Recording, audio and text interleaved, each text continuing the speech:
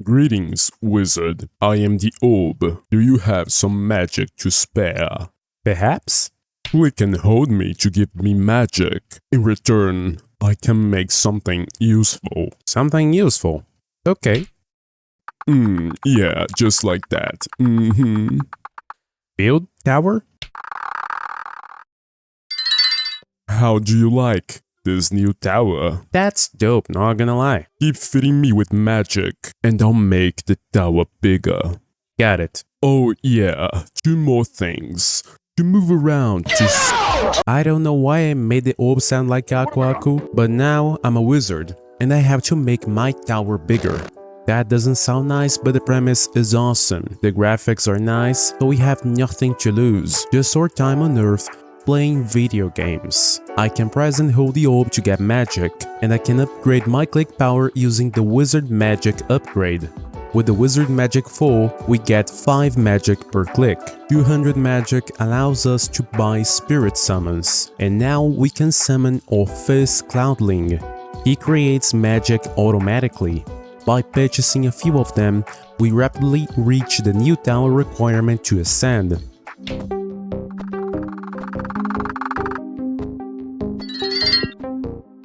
The tower now has a study. We'll need some spirits to get it going.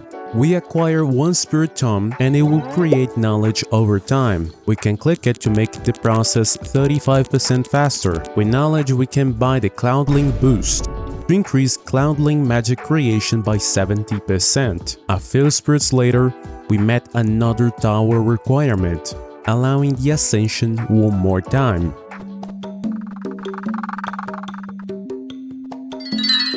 You have unlocked forestry. You will be able to harvest wood and craft totems. With this new section unlocked, we can summon druids to collect wood and maintain the forest. Look at him going.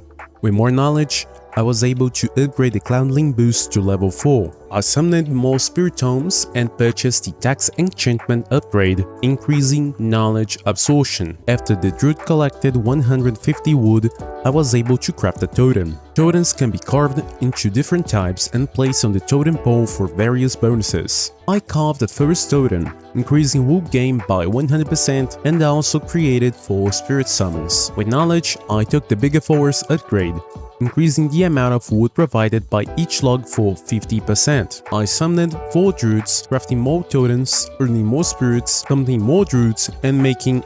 you get it. Each totem upgrade sped up our wood production by 100%, so we were grinding. After a few minutes, I met the wood requirements to upgrade the tower. Now I had to invest in my magic production. I carved my first magic totem, increasing magic production speed by 100%. Then I increased the size of our library. When I least expected, we could finally ascend one more time. This time, we unlocked Prestige.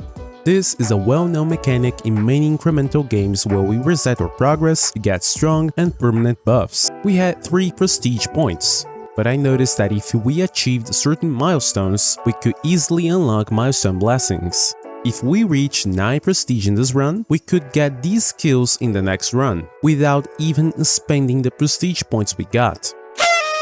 I made our objective to earn 9 prestige points before our first reset. Prestige is earned through magic production from the orb. We should do everything in our power to get more and more magic. I noticed the prestige bar tells us an estimated time of arrival. In less than 19 minutes, we can get another prestige. Whenever I felt like resetting immediately, I looked at this bar and thought about the marshmallow experiment on delayed gratification. Pablo.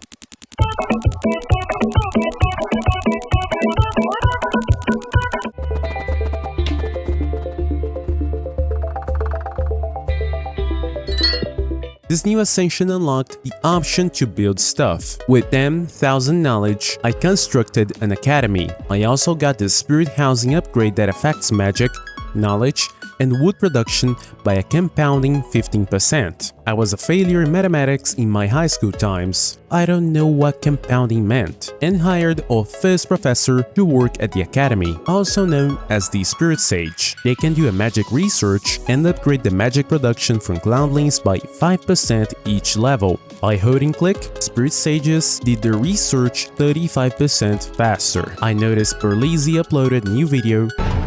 Raiden, show me who did it. She kinda bad though. Is that Frost? Had to make my food, so it was the perfect time to go AFK. To maximize efficiency, I resorted to a rudimentary technique known to man. Judge me all you want, but it works. Worked so well in fact, that after 2.5 hours, I had 395 million magic. Still, I had 8 prestige. I just need one more. With the absurd amount of resources time gave us, I upgraded every single thing available. Spirit Sages could make forced research to increase wood gain, and with a few adjustments and clicks, I met the tower requirements once more.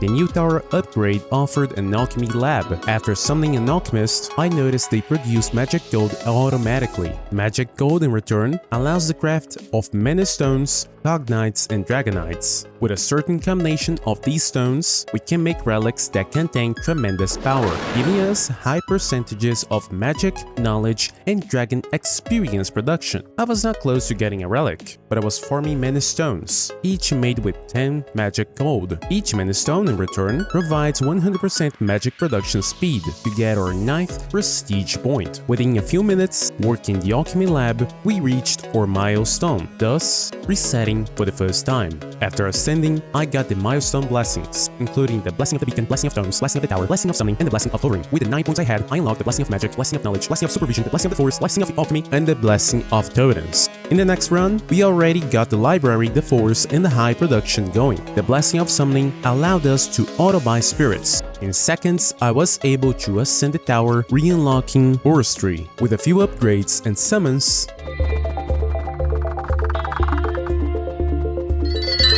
we ascended again, enabling the prestige beacon one more time. With just minor adjustments, I got yet another tower upgrade. This time, the building section allowed the construction of the academy and the dragon nest. I summoned some dragon keepers to increase the dragon level. Each level grants a dragon ability point to be spent in its skill tree. Those skills are powerful, but the dragon needs to grow in size to unlock more. With the dragon telepathy skill, for example, Spirit Sages could research faster, making our academy prowess stand out. Finally, in 15 minutes, we are back to our former glory. We are in the alchemy lab again, producing mana stones and dragonites. With enough time, I made a holy grail. Each holy grail increases magic gain by 3000% and dragon experience gain by 3000%. That's a lot. The dragon had a new skill named Treasure Keeper, increasing the speed production from alchemists. Using the building section, I raised an embassy, hiring diplomats that create trade agreements. They are surely slow, but they got the spirit. After 5 minutes AFK, I got 2 relation bonuses. One with the Prismara Nation, Nation of the Crystal and Sea, giving 150% magic gold production boost, and another with Tempestus, Nation of Mountains and Storms, increasing bundling magic gain by 150%, making another tower ascension a joke. And fun fact, did you know that the Philosopher's Stone is a mythic alchemical substance with magical properties? Legend says that this stone of incredible power could turn any metal into pure gold. Some say that this is even related to immortality and could be the elixir of permanent life. I crafted one to increase knowledge and magic gain. I noticed that I achieved another milestone, so I thought it would be a good idea to reset. With newly acquired bonuses, I was maxing out every single thing. In this new run, I made a Ouroboros.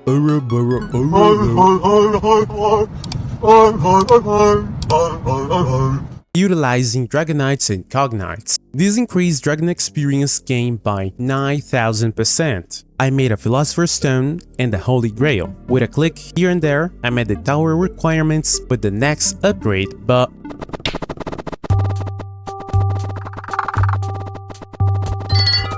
see you've built quite the civilization. But that tower, let's go no higher. This grey wall will stop you from ascending further.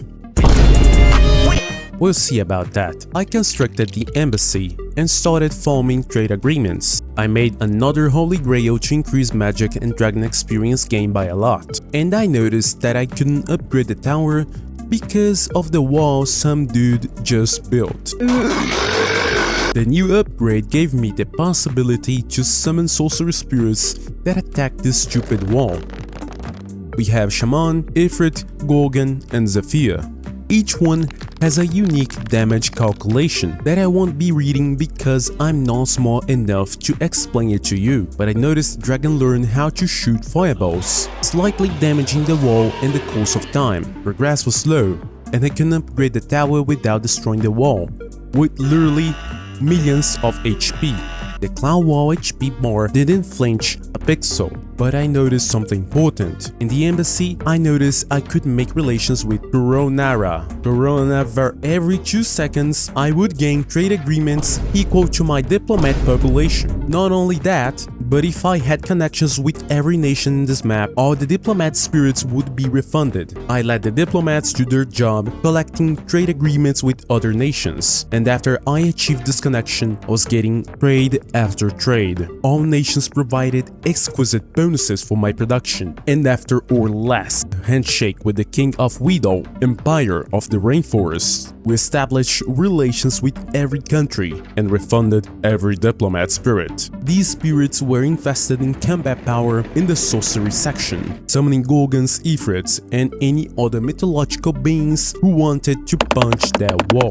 Now, we were doing decent damage to the cloud wall. I went AFK again and wrecked this wall in the meantime.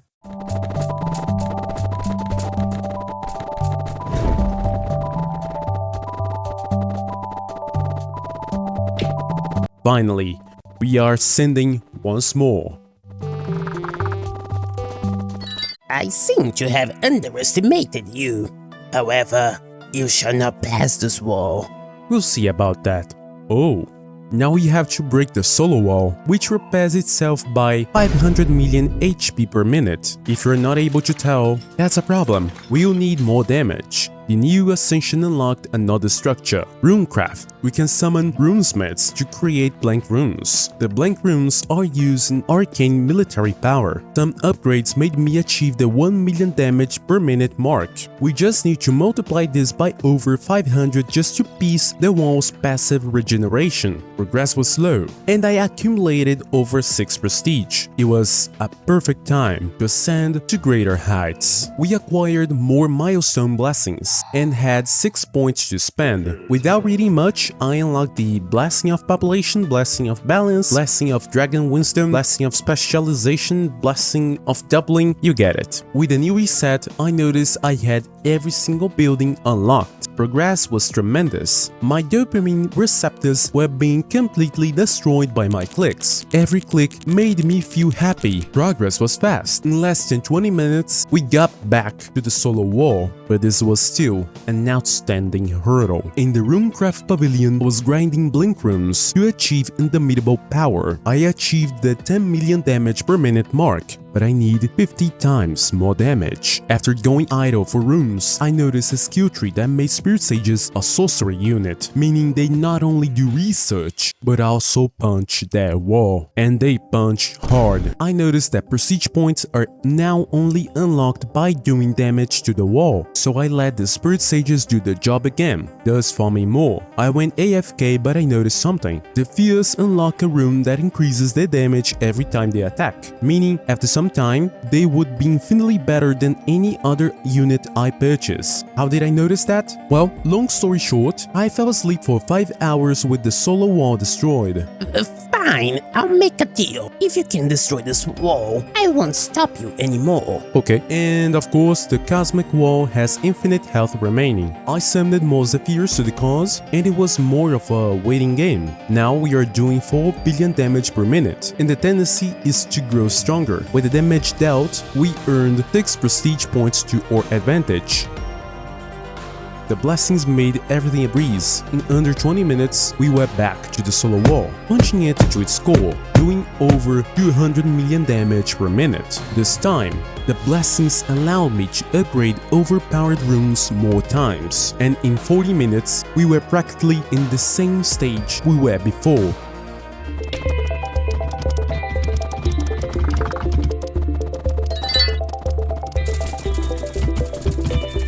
With the destruction of the solar wall, we unlocked the temple, allowing the summoning of almighty spirits. Damage done to the cosmic wall allowed the research and summoning of those creatures. The spirit of the forest, the tomb master, the dragon queen, the runesmith, and the astrologist. The astrologist did cosmic analysis to this impenetrable wall, and with careful research, he discovered I could utilize cosmic dust from the wall itself to create a magic cannon launched by the orb. This same that started this journey to the stars, though now our potential is immense, making runes, going AFK, and the Zephyrs were doing their thing, getting more powerful. With the damage done, cosmic dust fell to our planet, marking this as the last day of the cosmic wall to our mortal lenses. It's time. I'm firing the laser!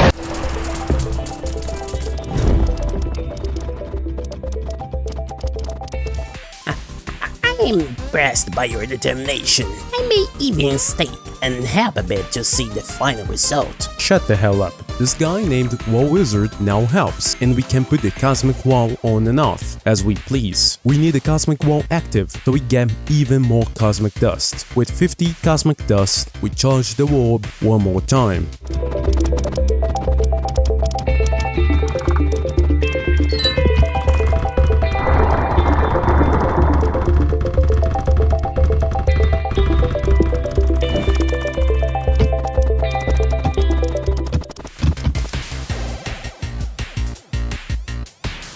Subscribe.